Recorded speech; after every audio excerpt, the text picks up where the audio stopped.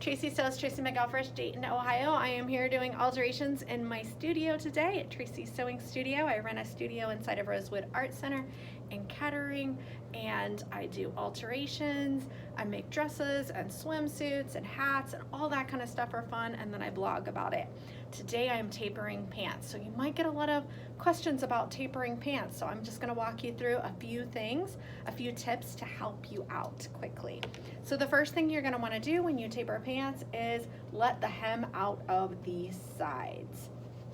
The next thing you're going to want to do is to pen both of the sides flat, because the back of the leg is larger and has more material than the front of the leg.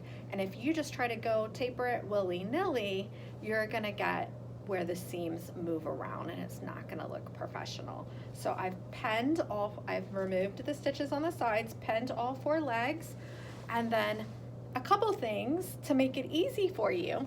You can have them bring in a pant leg that they like, and you can turn this inside out and lay it down and trace over this, or you can measure this end, which measures at 8 and these measure at 10, and then do your math. So if those measure at 8 and this measures at 10, I can take a 1/2 inch off of each side. So I would mark a 1/2 inch off of this side and a 1/2 inch on this side.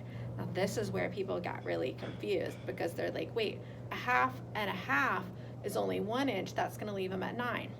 Nope, you've got a 1/2 on the front of the leg and a 1/2 on the back that it's going to be taken in.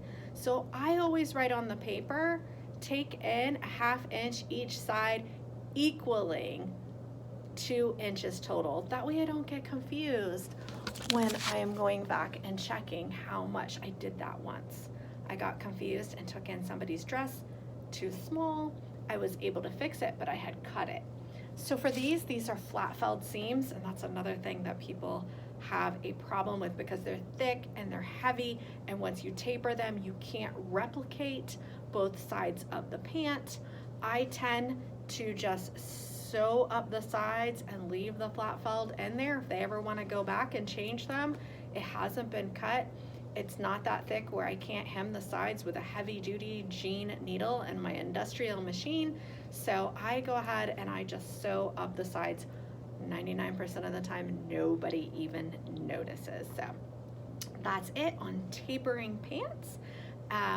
Well, not exactly. You're gonna wanna go sew the sides of the hemline back after you're finished, but that's it.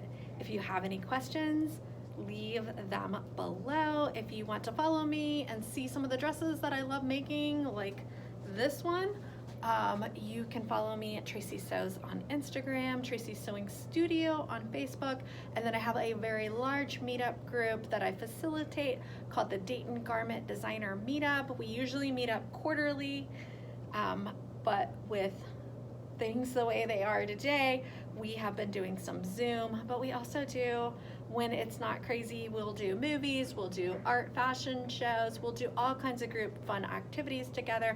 We do fabric swaps, pattern swaps. If you have to ask any questions or sharing, it's a great place to get to know the other people sewing in your community, get free information, and learn more. So that's it, Tracy Sews. Have a great day. Bye.